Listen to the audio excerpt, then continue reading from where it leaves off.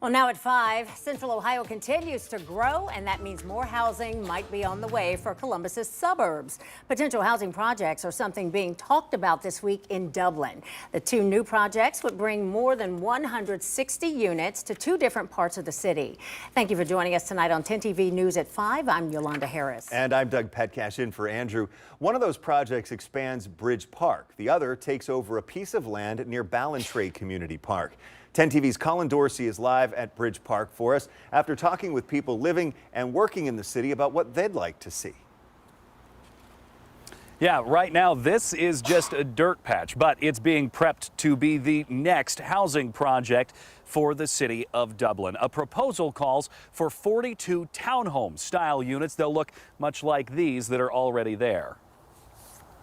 These bees right by the construction site aren't the only things buzzing right now in Dublin. So are the discussions about what needs to come to the growing suburb. Renderings presented to Dublin's Planning and Zoning Commission give us a better idea of what could be coming to Bridge Park. The drawings show 3-story units with garages. Then across town, there's another project, but it's in its early stages. Near Avery and Werner Temple Roads, this open lot could also be the site of a big development.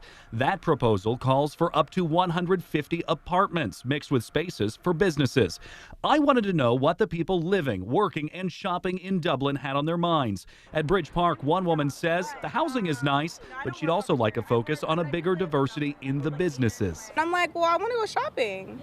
I'm like, where's the shopping centers? You know what I mean? They got bars and they got pins right here, so it's like real social shopping centers.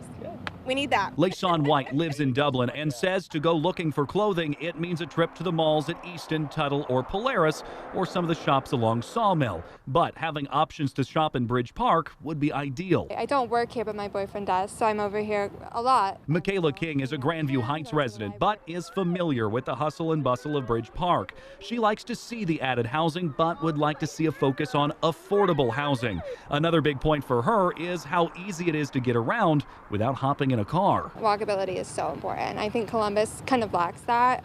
Grandview does it well. Dublin's doing it even better because it's more congested. There's a lot more here. So again, expanding to the housing side, making more people come in and live here is a huge factor. And both of these projects are being talked about at the meeting for Dublin's Planning and Zoning Committee that they meet on Thursday at 6:30. Live in Dublin, Colin Dorsey, 10 TV News.